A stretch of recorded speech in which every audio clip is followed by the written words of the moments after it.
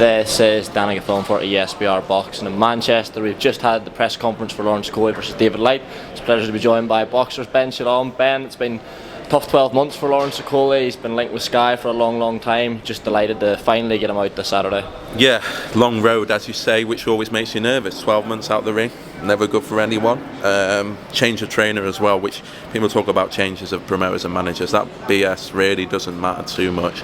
The trainer does, but he's going from world-class trainer to another, different styles, and so there's always a little nerves around that. It doesn't matter how good the trainer is to change at this level in a tough, really tough fight. People don't realise this guy's earned his position, has fought absolutely everyone that he needed to, has gone away on Brandon Glanton's show, who it was all set up for Glanton to face Okolie, and David Light went and stole the victory. And you look at his amateur pedigree, you look at what he did in the amateurs, you speak to people that have done many rounds with him. Joseph Parker tells me how tough David Light is. They've come in here and they 100% think they're going to win, and they've seen weaknesses and they believe that this is what they fought for, and this is a moment. It's a proper world title fight, not one that's ideal when you've been out the ring a year and you've got a new trainer against a guy who's been active and is ready to go, but one that will really test where Lawrence Okolie is truly at. And I think it's intriguing because as a fan you want to see what's going on after everything that's happened.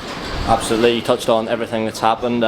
We would have all thought that it's well documented the fallout Lawrence had with Hearn and Matchroom, and we would have thought that was in the past, looking forward to some potentially big fights with yourselves, but it's reared its head again slightly this week.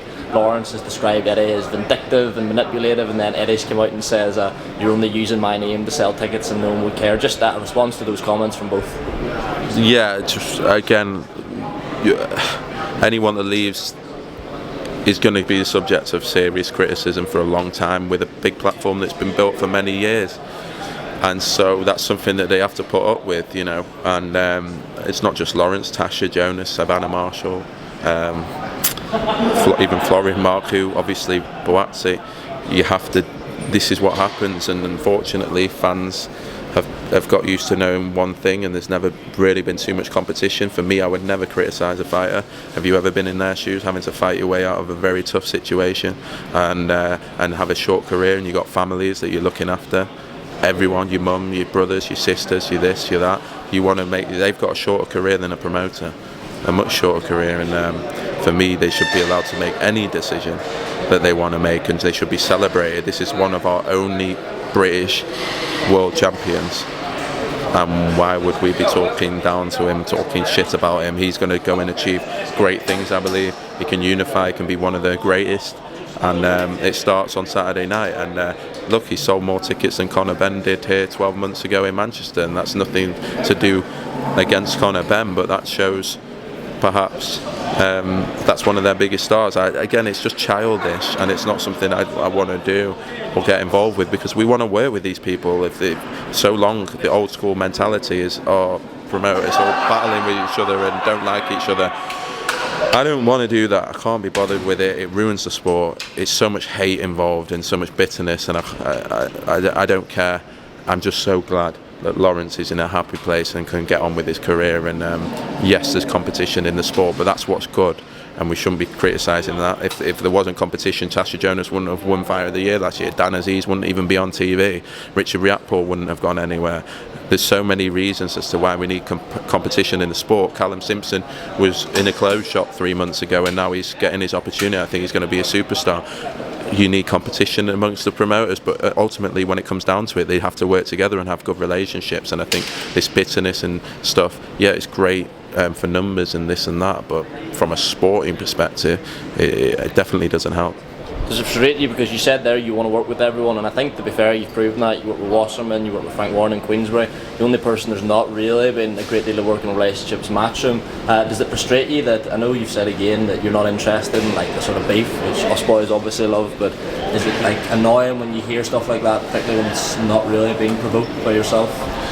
Yeah, of course, but you expect it. Like as I'm having to warn fighters now, a lot of people had to warn me, what, you're going to take on Frank Warren and Eddie Hearn in your 20s, you're going to get so much abuse and you're going to get criticised and they're going to come for you, and that's what happens, and we have to have thick skin, and it is frustrating, but it is what it is. I'm very fortunate to be in this position, so are the fighters, and we're much more, we have much more blessings than things to be moaning about, but obviously it's frustrating more for a sporting sake, because Frank Warren and Eddie Hearn didn't do a show together for 10 years and it killed both sides.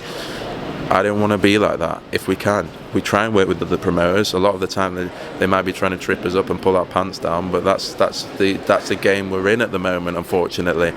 Hopefully we can encourage a culture where it doesn't become like that in the future, but look, it's all noise and it's all bullshit at the end of the day, and we're just looking forward to Saturday night. Just last week thing, because I know you've been here ages. Liam Smith, who's he going to fight next? Because I was speaking to him earlier. He thinks Conor Benn potentially is going to fight Chris Eubank Jr. in Abu Dhabi. Obviously, he also said that Eubank had activated the rematch clause at essentially the last minute. Where does that leave Liam? I know he's ranked well with governing bodies, I think both at 154 and 160. Do you have any idea what sort of time scale you're going to find out what you're going to actually do with Liam, be it the Eubank Jr. or potentially another world title shot? Yeah, it's difficult for us because we were forced into the rematch. We were told that was how we got it, and then it got activated. So we had made a big commitment, big financial commitment that we had to put on that rematch, and so Liam therefore wasn't able to fight anyone. And then but that's a contract with Wasserman, and that's an agreement with them. So I'm confused. Nothing's been said to me. This was only a couple of days ago. I think it's more of a question for Wasserman and what's going on with Eubank. As far as we're concerned, we have to deliver Eubank Liam Smith and vice versa, because we were told that's what we have to do, and so I guess we'll find out in the next few days. But yeah, as far as we're concerned, we have a contract with Wasserman where we were activated on the rematch, and so we've acted accordingly with that. Ben, I appreciate you hanging out to do it, mate. Cheers, mate. I appreciate it.